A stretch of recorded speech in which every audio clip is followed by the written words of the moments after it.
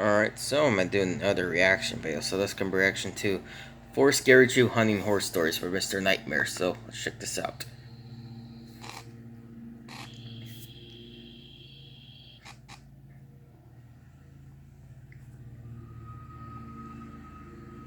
During hunting season, at least once a year, I try to travel up to Maine and rent an Airbnb to go hunting.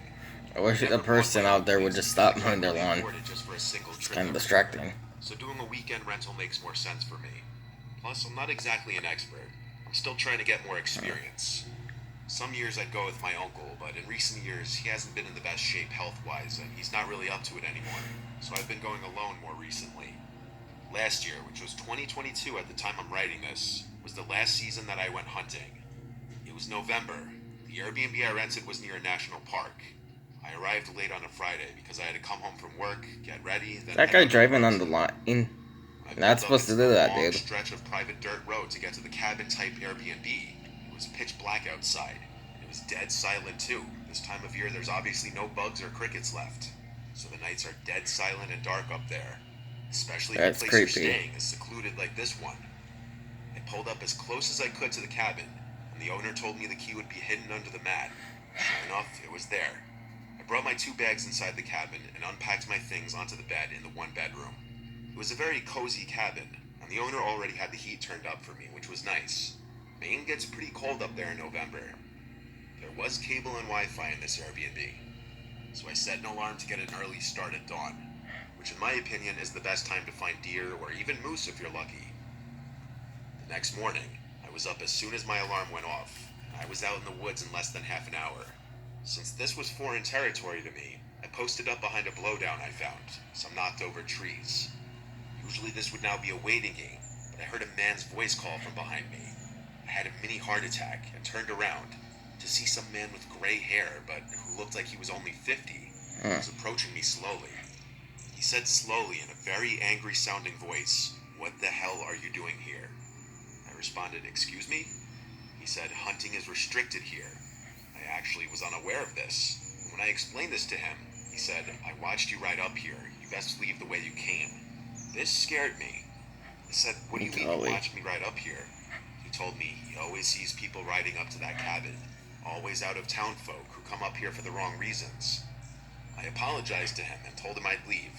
I grabbed my things and started walking back the way I came. When I looked behind me, the man was gone, out of sight.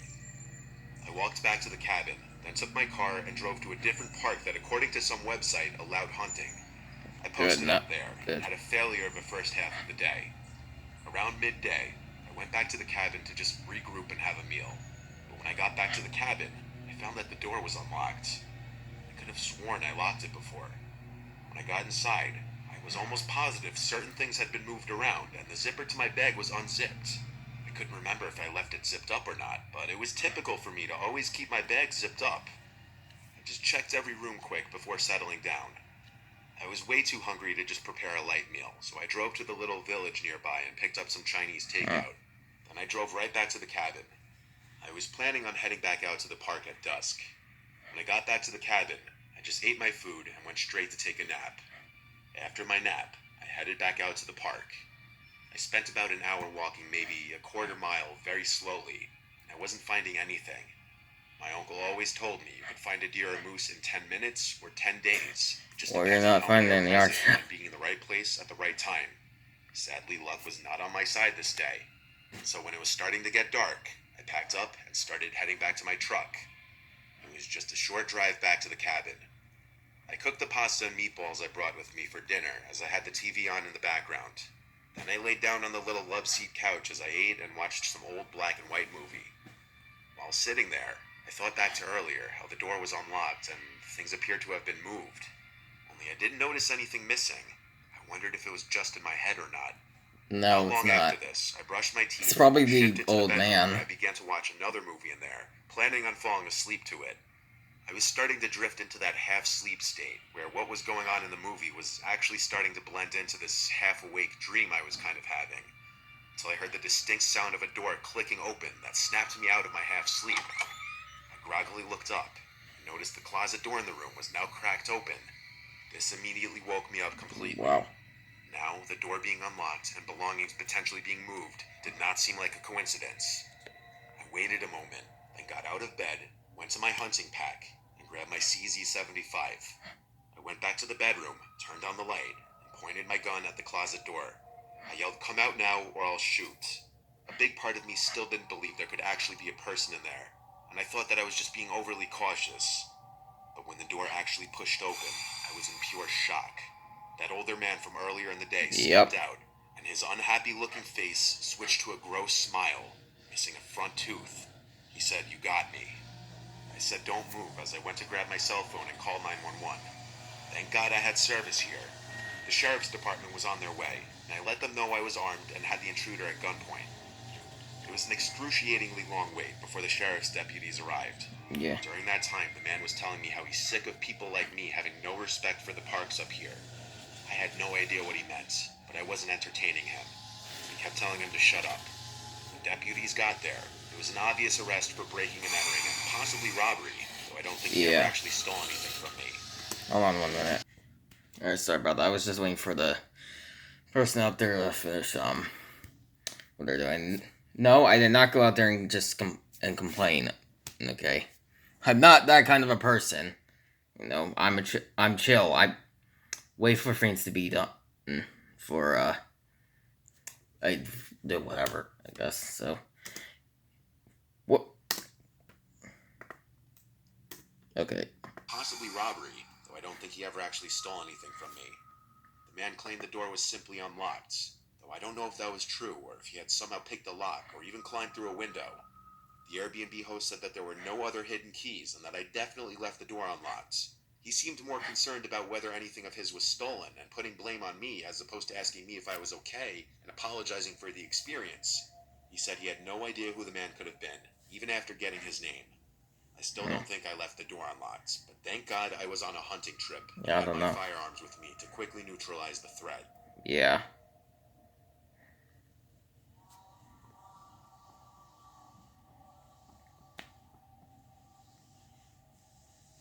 I was 14 when the story took place. It was my first year hunting deer with my family. To be specific, my father, my cousin, and myself. To paint a picture, my blind was 2 miles south of my father's, with his stand being 9 miles southwest to my camp. We drove a four-wheeler about 100 yards away from his stand, which left me with a while to walk before I even got to mine. I live in northern Michigan, and during the winter it gets dark quickly and early. It was around 4 p.m. when I started to get cold and decided to close up my tent. I was hunting with a .243 rifle that had a pink camo cover on it with a strap around so I could hang it off my back. I closed up my blind zippers and put my garbage away in a bucket I had. As I was throwing away my trash, I heard a couple leaves crumple, so I immediately turned my head up to see if it was a deer. After about a minute, I brushed it off as a squirrel or a bird. Disappointed, I closed my blind and headed to my father's. As I was taking my first steps out of my blind, I could see a fresh pathway brush through the leaves. It was a wide path, not from a small animal or even a deer. I immediately started thinking a bear or a wolf, so I started speed walking to where my dad was. I started to panic, as it started to get even darker and I was still roughly a mile away. I was just walking, as I was stopped in my tracks by one of the most haunting and horrifying noises I'd ever heard. The best way to describe it was a bear/man that was being murdered. Whoa. It sounded roughly 150 yards back. Well, that didn't sound like no bear to me. Running with boots and thick hunting gear was hard with 20 pounds on my back, but fear pushed me through and I didn't stop. Around 25 seconds later, I was still running when I heard it again. This time it was louder and closer. At this point, it was completely dark out, with the moon being the only source of light. I turned around with my headlight, and what I saw is still the most terrifying thing I've ever seen. Around 50 yards away, I saw a black figure in the dark, illuminated by the moonlight behind it. It was around 10 feet tall and skinny. Without thinking twice, I started running while trying to get my gun off my back. I didn't know where I was running, but I just ran.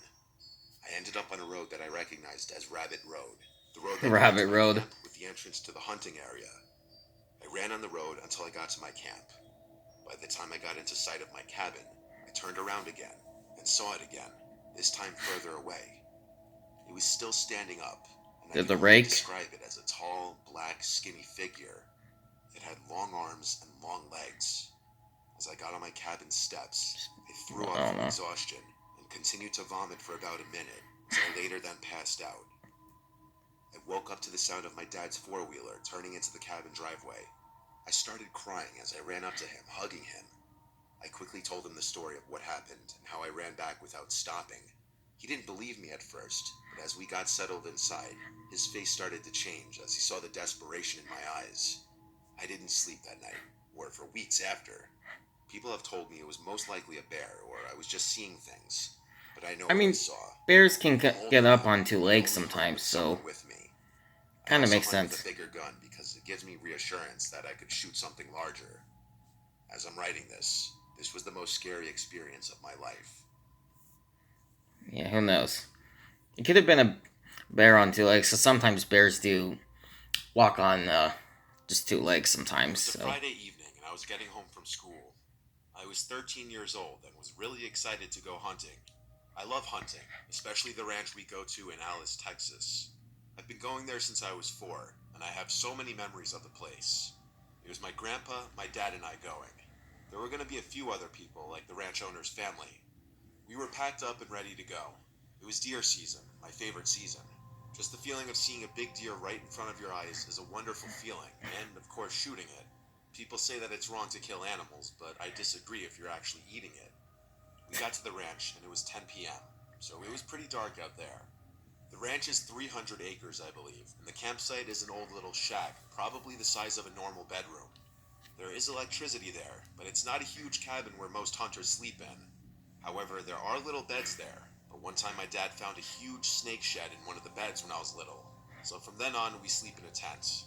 The camp is surrounded by woods, with a little field up ahead, probably a little less than the size of a football field. We use that field for dove hunting. Anyhow, we unloaded and chatted for a while around the campfire, telling jokes and whatnot, when we heard this scream. It was the most Ugh. disturbing thing I'd ever heard. It sounded like a human hybrid or something. The scream sounded not too far away. All of us jumped from our seats and looked at each other. Every man there was freaked out. I could see it in their eyes. The ranch owner was the first one to say, "What the fuck was that?" He then told us and one of his family members to go check it out. He's a pretty old guy in his 70s. I wouldn't go so check that's it why out. we went to go check it out. We took my grandpa's ATV and did a quick search around the perimeter, only to find nothing. I was still traumatized. I was even scared to go in the blind by myself. I'm As honestly, all if it hunters know, sounded like you have someone to needed wait help, before I'd dawn probably be a to little get into the blind curious to to be go unseen by the deer. help I went out, to but sleep in the tent sometimes, with you my know, dad beside me. I woke I up don't to know. the alarm and got ready. I was scared of being left alone in the dark, even though it was only an hour or two before dawn breaks. I was still petrified by the scream, and it still echoed in my mind today. My grandpa dropped me off at the blind with his ATV and left. My dad was already in his position. My grandpa's not a soft grandpa. He expects you to know it and do it. Him being him, he just left me in the dark, expecting me to find my way up to the blind myself. So I began climbing up the ladder and began navigating with just my hands. I got into the blind and waited for the sun to peek out. 20 minutes passed and it was still dark out when I noticed something in the middle of the trail. I couldn't see well, so I thought it was the right time to use a night vision sight that my uncle had given me. I was excited, expecting a big deer, but when I put my eye into the sight, what I saw still haunts me today. I don't care if you believe me or not, but I was expecting a deer, only to find a person walking towards the woods. It was distorted looking, but had the same outline of a person. I don't know how it spotted me, but I saw it turn and face towards me. Now the night vision is not super clear, so I couldn't see its face, but I could see it was looking straight at me. Oh boy. Then what I heard next will stick with me for the rest of my life. It gave out the same exact blood-curdling scream as the night before, only louder. Ugh. At that moment, I cannot describe the fear I felt. The word fear is not enough to describe how I felt. I managed to break free from whatever shock I was in, and managed to grab the .22 and started to fire the entire clip into the path it was standing in. I was still frightened, so I got my rifle and fired all the rounds into the path. When I looked back into the night vision, it was gone. I started to get texts and calls like crazy, mostly from my dad. I told him what happened, and he had heard it too, and so did my grandpa. We still go there to hunt, but it has not been the same peaceful hunt. Now when I hunt, I go with my dad, because I'm scared that thing might come back. I don't Yeah. know what that thing was, but whatever it was, it survived 25 rounds from a 22 and 4 rounds from a 243. Because when we went to go check, there were no signs of blood or anything, not even footprints. I Grief. know it was still dark when I fired all those rounds, but I know for sure at least one It of was them had either to a hit person or wherever a that thing demon. was. It's one of the two. I don't know. I'm not gonna say ghosts because I don't believe in ghosts. It was the fall of 1986. I was 23 years old. I'd never really been scared in the woods before, honestly. I always felt like the wilderness I was just gonna my bring safe up the screen place. so that you can It's where I see could go and relax, the video. get away from the stresses Of course, my life. face is I've bright never as seen heck, a but Bigfoot or Skinwalker yeah. or any kind of boogeyman in the woods. As a Skinwalker. lineman for a small town in West Kentucky, I have seen crazy. Being a small muni, we all had to wear a lot of hats, including utility disconnects. It wasn't fun, but it was part of the job, and there was a lot of crazy, but never in the woods. My only real hobbies were hunting and fishing. Back then, it was easy to find a really good place to hunt just by stopping and asking the landowner for permission. Most were eager to have the deer population thinned out, as they were really destructive, eating young soybean crops. And this was coal country, and back in the 50s, there was a lot of strip mining that left a lot of land unusable for building and farming. So much of it Hope was y'all open can for still hear the hunting. video It was over October 1986. the Daylight savings time lawnmower, hadn't happened weed yet. whacker It was stuff. still daylight till just after 7 Yeah, p.m. he's using. I left work at 4 and ran home to change into my camo. It was bow season in Kentucky, my favorite season. I was gonna hunt in an area that was special to me. It was in an area we'll call Coon Ridge. This was a very Coon remote Ridge. area with broken farmland and wooded areas. After parking, I decided not to unload my three-wheeler and just walk the 3/4 of a mile to where I was going to hunt. I was using a Summit climbing stand, so I had to carry my stand and my bow, as well as my fanny pack with my knife and flashlight. I had to walk halfway around the cornfield. The corn had not been cut yet, so I stayed in the lane left by the farmers so that they could get their equipment to the upper end of the field. The field was rectangular, and the upper end was a much higher elevation than the bottom, where I had to cross a creek with shin-deep water to enter the field. At the top of the field, the right-hand corner was where I was going to enter the woods. It was the highest point of the field. I had to pick my way through a thick blackberry thicket, but managed to find a game trail that led me through, and it finally opens into a hillside with large trees. After finding a tree suitable for my climbing stand, getting set up, and a little climb, I was ready to hunt. I love to watch nature. The deer hunting was just an excuse to be in the woods. As a lineman, I had no fear of climbing high, so I would get as high as I could. This time I was up around 20 feet before the canopy started blocking my view. It was around 5:30 when I was settled in my stand and had an arrow nocked. I regularly stayed in my permanent stands late as not to spook deer close by. I had added reflective tape along the trail to mark the way out. This made it easier to find my permanent stands at night.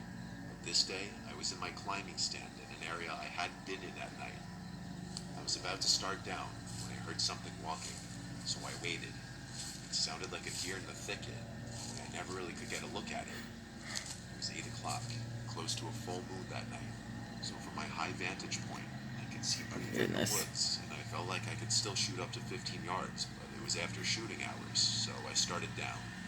As I did, I could hear the loud crashing of a deer that must have spotted me moving like a sloth down the tree. On the ground, I quickly secured my stand and bow and looked in the direction Hold on a minute. Okay, the well, way I came in. okay, well, Turned on my just stop the flashlight. lawnmower. Now the woods look Well, different at not night lawn- in the dark. whatever. Downright foreign when you turn on your flashlight. It's not bad. It's one of those mature mowers you woods ride with around no in. undergrowth, but I was walking into a thicket. I walked along the edge of the thicket for a while, trying to find the trail I came in on, but no luck. It was almost 9 o'clock now. I was ready to get out, so I just started picking my way through the thicket, keeping the moon on my right shoulder, and finally I came out into the field about 25 yards from where I went in. As I stood there picking the thorns out of my hands and legs, thinking this adventure was over, I surveyed the lane around the field, and in the light of the pale moon, I saw it. Now when I walked in, I came up the left side of the field around 200 yards to the end, turned right, and walked another 100 yards. Where I was, it was higher on the ground, and I could see around the field where I came in. When I walked in, there was nothing in the trail. I hadn't heard any equipment or ATVs. Oh, So crud. I was shocked to see something in the trail. No No small something either. Looked 6 Oh. feet. Okay, so I was gonna just move on to my sister's room, but I just decided against it. You know, I just wanted to have the sound be quieter and stuff, but... And the reason it's so loud is because I have an air conditioner, plugged into the wall right there, so... So yeah, everything's like louder than it used to be, so... Yeah. 6 feet tall, just standing there about halfway up the field trail. It was the only way out, so I never hesitated. I started walking back to the trail, turned toward whatever it was standing there, hoping it was just a strange shadow, but it wasn't. I grabbed an arrow from the quiver, remembering my knife was in my three-wheeler. I walked fast and never broke stride. 100 yards away, and it didn't move or make a sound. I walked loudly straight towards it for 200 yards, all the while thinking it's really there, in my trail, blocking my only way out. As I got closer, I could make out what it was. It was two people standing side by side. This unnerved me even more. It was 9:15. Okay. Alright, so I decided to move down to the living room for this instead, so... Let's finish this. He's out here. Nobody should be here. I kept walking, now 20 yards away, and I see that it's a guy and girl, maybe 20 years old. 10 yards away, I'm walking towards them. No sounds from them. They just stood there. When I got to them, I half expected them to jump me, but they never moved. I said, "Kinda cold out here, ain't it?" No sound. They still never moved. I kept walking. That is I tried weird. to keep an eye on them. I was thinking, okay, this is it. They never turned around, never even moved their heads. I crossed the creek. Within another 100 yards, I made it back to my truck. I was even more uneasy approaching my truck. It was just so quiet. All I could think of was someone waiting to ambush me, so I kind of eased up on it very quietly and watched it for maybe 3 minutes before approaching it. It seemed fine, so I headed to my truck. As I left, I tried to figure out how they got here, because I never saw another vehicle. I tried to just put it behind me. The next day at work, during lunch, I was gonna run and get some food, and I noticed all 4 of my tires on my truck were low, and after inspecting them, they all had around 10 to 15 roofing nails in them. Oh, dang. Tubes in them to get home. Something odd was going on in those Okay, woods. Somebody most certainly did this to my tire. Well, this just ain't my day for reacting, I guess. We're almost done with this. Was parked in them. After this, it always felt like someone was watching me when I was hunting in that area. That's why I stopped going alone, and I never parked off the main gravel road again. I never found out who those 2 young people were, or who punctured my tires. It was probably the both of them who punctured your tires, so... Anyways, that's it for my reaction to 4 Scary True Hunting Horror Stories by Mr. Nightmare, so hope you all enjoyed the reaction. The link to her written video will be in the description below if you'd like to check it out, and I'll see you guys next time.